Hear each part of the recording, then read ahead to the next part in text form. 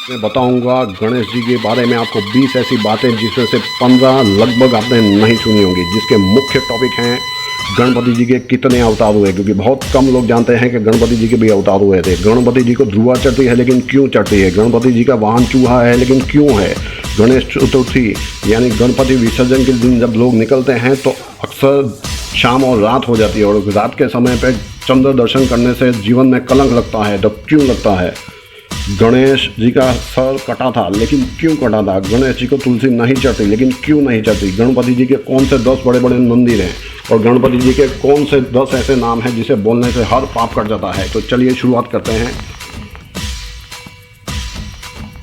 महादेव को श्राप दिया था रति ने कि उनके शरीर से कोई भी संतान उत्पन्न नहीं होगी, इसलिए महादेव की जितनी भी संतानें हैं वो शरीर से उत्पन्न नहीं हुई हैं। रति पत्नी थी कामदेव की, कामदेव को भस्म किया था महादेव ने, इसीलिए श्राप मिला था। तो भगवान गणेश जो हैं शरीर से उत्पन्न नहीं हुए हैं। पार्वती जी ने एक बार अपने शरीर की मैल से, या आप बोल सकते हैं उपटन, जिससे शरीर से धोया जाता है, या फिर चंदन, उसे एकत्रित करके एक मूर्ति बनाई और फिर उसमें प्राण स्थापना की, तो उनका नाम दिया गणेश। वैसे ही कार्तिक जी भी उनके शरीर से उत्पन्न नहीं हुए हैं। महादेव के शरीर से एक तेज उत्पन्न हुआ था जो गंगा में विसर्जन किया और बाद में उसे 7 कृतिकाओं ने पाला, जिसे इसलिए उन्हें कार्तिक भी कहा जाता है। लेकिन वो उपटन, वो चंदन जिससे गणेश जी को उत्पन्न किया गया था, उसमें गंगा जल मिलाया गया था, इसीलिए गंगा जी को गणेश जी का मां समान माना गया है। गणेश जी को तुलसी नहीं चढ़ती, अगर आपने तुलसी चढ़ाई तो गणेश जी प्रसाद ग्रहण नहीं करेंगे, और गणेश जी ने प्रसाद ग्रहण नहीं किया तो उसे कोई भी देवता ग्रहण नहीं करेगा। इसीलिए जब भी प्रसाद बना के किचन से लाएं तो किचन के अंदर से तुलसी डालकर ना लाएं, पहले गणेश भगवान को भोग लगाएं, उनको लगाने के बाद में अंदर तुलसी रखें और फिर बाकी के देवताओं को भोग लगाएं। गणेश जी को तुलसी क्यों नहीं चढ़ती? तुलसी चाहती थी गणेश जी से शादी करना, उन्होंने अपना प्रपोजल रखा गणेश जी के सामने, लेकिन गणेश जी ने कहा कि मैं ब्रह्मचर्य का पालन करना चाहता हूँ, मैं शादी नहीं करना चाहता। बहुत मनाने के बाद में भी गणेश जी ने मना कर दिया, तो तुलसी जी ने श्राप दे दिया कि आप एक शादी नहीं करना चाहते, आपकी 2 शादियाँ होंगी, और वो 2 शादियाँ हैं रिद्धि और सिद्धि के साथ में। तब गणेश जी ने तुलसी जी को श्राप दिया कि आप एक देवता से शादी करना चाहते थे, लेकिन मैं आपको श्राप देता हूं कि आपकी शादी एक राक्षस के साथ में होगी, जिसका वध बाद में महादेव ने किया था। वो एक अलग कथा है और आपने सुनी भी होगी। गणेश का मतलब होता है गणों के ईश्वर, यानी गण कहा गया है इंसानों को, तो इंसानों के ईश्वर। गणपति, पति का मतलब होता है मालिक, यानी गणों के मालिक। चलिए अब बात करते हैं कि गणेश जी का सर क्यों कटा था। तो कश्यप ऋषि ने महादेव को श्राप दिया था कि जैसे आपने मेरे बेटे का सर काटा है, आपके बेटे का भी सर काटेंगे, और जैसे आपने मेरे बेटे को पुनर्जीवित किया है, आप अपने बेटे को भी पुनर्जीवित करेंगे। लेकिन कश्यप ऋषि के बेटे थे भगवान सूर्य। भगवान सूर्य को महादेव ने क्यों मारा? तो महादेव के भक्त थे माली और सुमाली। एक बार भगवान सूर्य उनको मारने के लिए गए तो महादेव ने रोका, लेकिन सूर्यदेव नहीं माने तो महादेव ने भगवान सूर्य का सर काट दिया। वैसे ही गणपति जी का श्राप की वजह से कटा, और फिर जैसे भगवान सूर्य को पुनर्जीवित किया था वैसे ही गणपति जी को पुनर्जीवन मिला, और उनके सर के ऊपर हाथी का सर लगा, इसीलिए उनका नाम है गजानन। गणेश जी का वाहन चूहा क्यों है? एक गंधर्व था जिसका नाम था क्रौंच। इंद्र के दरबार में वो अप्सराओं से प्रेम में डूबे हुए थे और उन्होंने इंद्रदेव का अपमान कर दिया, तो इंद्र ने उन्हें श्राप दे दिया कि आप चूहा बनोगे, और वो चूहा बन के पहुँच गए कश्यप ऋषि के आश्रम में और बहुत उत्पाद मचाया। तो कश्यप ऋषि ने गणपति जी की पूजा की और गणपति जी ने उस क्रौंच राक्षस को फिर बाद में हराया, और फिर उस चूहे रूपी ने कहा कि आप मुझे अपना वाहन बना लीजिए। चलिए दर्शन करते हैं सिद्धि विनायक गणपति जी के। गणेश जी का वाहन है चूहा, महादेव का वाहन है सांप, कार्तिक भगवान का वाहन है मोर, और दुर्गा जी का वाहन है शेर। सांप चूहे को खा जाता है, मोर सांप को खा जाता है, और शेर से पूरी दुनिया डरती है, लेकिन जहाँ पे शिव परिवार हो सब मिलजुल के रहते हैं। महादेव के पुत्र गणेश को ध्रुवा क्यों चढ़ती है? क्योंकि ध्रुवा किसी और को नहीं चढ़ती। तो एक बार एक राक्षस था अनलासुर, जिसने उत्पात मचा के रखा था। सभी देवी देवता, इंसान, ऋषि सब परेशान हो गए थे और महादेव के पास गए। तो महादेव ने कहा कि उसे तो सिर्फ गणपति जी ही हरा पाएंगे। तो देवता जब गणपति जी के पास पहुंचे तो उन्होंने अनलासुर राक्षस को निगल दिया, लेकिन जिसकी वजह से उनके पेट में जलन होनी शुरू हो गई। और उस जलन को शांत करने के लिए कश्यप ऋषि ने ध्रुवा की 21 गांठें गणपति जी को चढ़ाई। इसीलिए गणपति जी को ध्रुवा का हार चढ़ाया जाता है और उससे उनकी पेट की अग्नि शांत हुई। इसीलिए गणपति जी की अग्नि शांत हुई और आपके जीवन की जितनी भी अग्नि है, जितना भी प्रकोप है, वो शांत होता है। हनुमान और गणेश ये दो ऐसे देव हैं जो जल्दी से नाराज नहीं होते। महादेव बहुत जल्दी प्रसन्न होते हैं, लेकिन गुस्से भी बहुत जल्दी होते हैं। लेकिन गणेश जी और हनुमान जी इतनी जल्दी किसी पे गुस्से नहीं होते। बहुत सारे लोगों में कंफ्यूजन है कि मंगलवार गणपति जी का दिन है या बुधवार, कौन सा दिन उनका खास है और किस दिन उनकी खास पूजा की जाए। तो मंगलवार दिन है हनुमान जी का, क्योंकि वो उनका जन्मदिन है। और शनिवार को हनुमान जी की पूजा इसलिए होती है क्योंकि उस दिन उनको अष्ट सिद्धि नवनिधि का वरदान मिला था सीता जी से जब वो लंका गए थे। भगवान गणपति जी का दिन है बुधवार, क्योंकि वो बुद्धि के देवता हैं। चलिए, गणपति जी का मंत्र आप काफी बार बोलते होंगे, वक्रतुंड महाकाय सूर्यकोटि समप्रभ निर्विघ्नं कुर्मदेव सर्वकार्येषु सर्वदा। तो इसका मतलब समझा देता हूँ, अगली बार बोलेंगे तो भाव आपके बढ़ जाएंगे। वक्रतुंड यानी जिनकी सूंड टेढ़ी है, महाकाय जिनका शरीर विशाल है, काया विशाल है, सूर्य कोटि यानी 1 लाख सूर्य, समप्रभ यानी उनके 1 लाख सूर्य का समान उनके अंदर तेज है, निर्विघ्नं कुर्मदेव बिना विघ्न के देव मेरा काम करिएगा, सर्वकार्येषु सर्वदा सब कार्य मेरे पूर्ण करिएगा। गणपति जी के 1008 नाम हैं, लेकिन कुछ नाम लेने से ही आप उनका आशीर्वाद पा सकते हैं, जिसमें से 8 तो उनके अवतार हैं। उन 8 अवतारों का नाम डेली लीजिएगा। बहुत कम लोग जानते हैं कि गणपति जी ने भी अवतार लिए थे। एक एक अवतार की बात करूंगा तो एक अलग अलग वीडियो बनाने पड़ेंगे 1 घंटे के। अभी सिर्फ आपको नाम बताता हूँ, क्योंकि इतने लंबे वीडियो तो आप देखेंगे नहीं।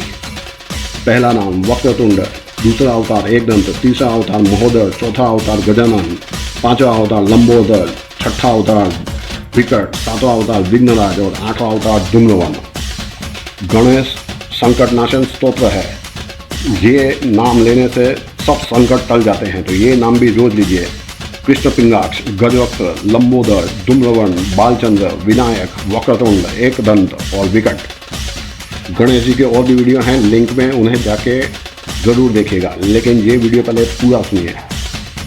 गणपति जी के 8 मंदिर हैं मुख्य, जिसे अष्ट विनायक कहा जाता है। अष्ट विनायक किसी एक मूर्ति का नाम नहीं है, 8 हैं अलग अलग। उनके बारे में बाद में बताता हूँ। वैसे ही अष्ट गणेश के मंदिर हैं। अष्ट विनायक का तो लोगों ने सुना है, लेकिन अष्ट गणेश नहीं सुना है। अष्ट गणेश के मंदिरों के दर्शन भी जरूर करेगा। जिस तरह गणपति जी को अष्ट विनायक कहा जाता है, वैसे ही लक्ष्मी जी को भी अष्ट लक्ष्मी कहा जाता है। उनके भी 8 अलग अलग नाम हैं, वो भी रोज लेने चाहिए। 5 देवों की पूजा किए बिना आपकी पूजा अधूरी है। वो 5 देव हैं, सूर्यदेव, गणेश, महादेव, विष्णु और दुर्गा। गणपति जी के परिवार की बात करते हैं। पत्नी है रिद्धि सिद्धि, बेटे हैं शुभ लाभ, माता पिता हैं महादेव और पार्वती, भाई हैं कार्तिक, मौसी हैं गंगा, बहन है संतोषी माता, पोते हैं अमोद।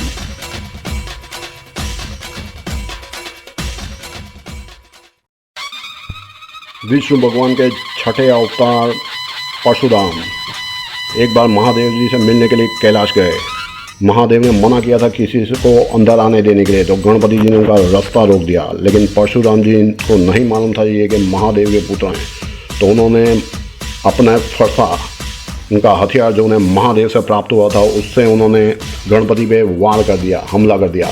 गणपति जी ने जब फरसा देखा और पहचान लिया कि वो महादेव का दिया है, तो उनका सम्मान करने के लिए उन्होंने वो फरसे का घात अपने दांत पे ले लिया और उनका एक दांत टूट गया। इसीलिए गणपति जी को एक दंत कहा जाता है। बहुत सारे लोग जानते हैं कि गणपति जी की पूजा सबसे पहले की जाती है, लेकिन उनसे भी पहले कुछ विधि करनी पड़ती है। ये सही है कि सभी देवी देवताओं में सबसे पहले पूजा गणपति जी की होती है, लेकिन उससे पहले आपको पूजा शुरू करने से पहले आसन को प्रणाम करना पड़ता है, पृथ्वी को प्रणाम करना पड़ता है, क्योंकि सब तीर्थों पे जहाँ जहाँ पे आप गए उनको याद करके पृथ्वी को प्रणाम करना पड़ता है। माफ़ी मांगनी पड़ती है क्योंकि आपने थूका है, पेशाब किया है, उसके ऊपर पाँव रखे हैं। कलश की पूजा करनी पड़ती है, उसके बाद में ही आपको अभिषेक का हक मिलता है। चलिए अब बात करते हैं गणपति जी के टॉप 10 मंदिरों के बारे में। तो सबसे पहले है, जो सब जानते हैं, मुंबई का सिद्धि विनायक, तो ज़्यादा कुछ नहीं बोलूँगा। दूसरा मंदिर कनिपकम आंध्र प्रदेश में वरद सिद्धि विनायक, वहाँ पे हर साल गणपति जी की मूर्ति एक चावल के दाने जितनी बढ़ रही है। तीसरे हैं पुणे के डगरू सेठ, बहुत सारे लोग वहाँ गए होंगे। चौथे हैं केरला के महागणपति क्षेत्रम। पाँचवें बेंगलोर के डोडा गणपति। छठे त्रिची में तमिलनाडु में उच्ची पिल्लयर गणपति, तमिलनाडु में गणपति जी को पिल्लयर कहा जाता है। सातवें हैं सिक्किम में, जब भी आप कामाख्या देवी जाएँ तो वहाँ ही से रास्ता जाता है सिक्किम गणेश टॉप, वहाँ ज़रूर जाएँ, चाइना की बॉर्डर के पास में है। आठवां है कर्नाटक के विनायक देवाड़ू। नौवें हैं गणपति पुले, जैसे मैंने आगे आपको बताया था कि गणपति जी के 8 अलग अलग मंदिर हैं जिन्हें अष्ट विनायक कहा जाता है, वैसे ही उनके 8 दूसरे मंदिर हैं जिसे अष्ट गणेश कहा जाता है, जिसमें मेन मंदिर है गणपति पुले, समुद्र किनारे पे भव्य मंदिर। जब भी जाएं तो वहाँ ज़रूर जाइएगा, महाराष्ट्र के। अब बात करते हैं कि गणपति जी के अष्ट विनायक गणपतियों के बारे में। तो पहले हैं मयूरेश्वर। मयूर नाम के राक्षस को मारा था। हर एक के बारे में अगर डिटेल में बताऊंगा तो वीडियो बहुत लंबा हो जाएगा, लेकिन शॉर्ट में बताता हूँ। मयूर नाम के राक्षस को मारा और उन्हें हराने के बाद में उसे वरदान मांगा कि आपकी पूजा मेरे नाम से हो, तो वो बने मयूरेश्वर गणपति। दूसरे हैं सिद्धि विनायक। विष्णु भगवान ने खुद उनकी तपस्या करके उनसे वरदान मांगा था, सिद्धियाँ मांगी थी, वो मंदिर है सिद्धि विनायक। तीसरा वरद विनायक। एक पिता ने अपने बेटे को पकड़ के बांध दिया कि तू गणपति का भक्त है तो बुला अपने गणपति जी को, और गणपति जी आए और उसे छुड़ाया। तो भक्त के लिए दौड़े आने वाले गणेश का नाम है वरद विनायक। उसके बाद चिंतामणि, एक ऋषि की मणि गायब हो गई और वो चिंता में डूब गए। फिर उन्होंने गणेश जी की तपस्या की और गणपति जी को प्रसन्न किया और अपनी मणि वापस मिली, तो उनकी चिंता दूर हुई। वैसे आपकी भी चिंताएँ दूर करने वाले गणपति हैं चिंतामणि गणपति। गिरिजात्मा, गणपति जी का जन्म स्थान। जैसे मैंने आगे आपको बताया था कि पार्वती जी ने गणपति जी को अपनी मैल से, उपटन से, चंदन से उत्पन्न किया था, तो जहाँ पे वो मूर्ति बना के उनमें प्राण स्थापना की थी वो जगह है गिरिजात्मा। गिरिजा मतलब पार्वती जी को बोला जाता है। गिरिजा जी ने अपनी आत्मा जिसमें डाली थी, गिरिजात्मा। उसके बाद में है विघ्नेश्वर गणपति। एक राक्षस था जिसका नाम था विघ्न। गणपति जी ने उसे हराया, तब उसने कहा कि जो भी आपकी पूजा करेगा मैं उसके कामों में कभी भी विघ्न नहीं आने दूंगा, इसलिए कभी भी काम में विघ्न ना आए, इसलिए सबसे पहले पूजा गणपति जी की जाती है। और उसके बाद में है महागणपति। नाम से ही आप समझ सकते हैं महागणपति। एक बार त्रिपासुर राक्षस को मारने के लिए महादेव गए, लेकिन बहुत लंबा युद्ध चला, लेकिन भगवान उसे मार नहीं पाए। फिर भगवान तपस्या में बैठे कि ऐसा तो क्या हो रहा है कि वो उसे मार नहीं पा रहे। तब उन्हें तप में ध्यान लगाया तो मालूम पड़ा कि कुछ ही समय पहले उन्होंने गणपति जी को वरदान दिया था कि उनकी पूजा के बिना अगर कोई भी काम होगा तो वो पूर्ण नहीं होगा या उसमें विघ्न आएंगे।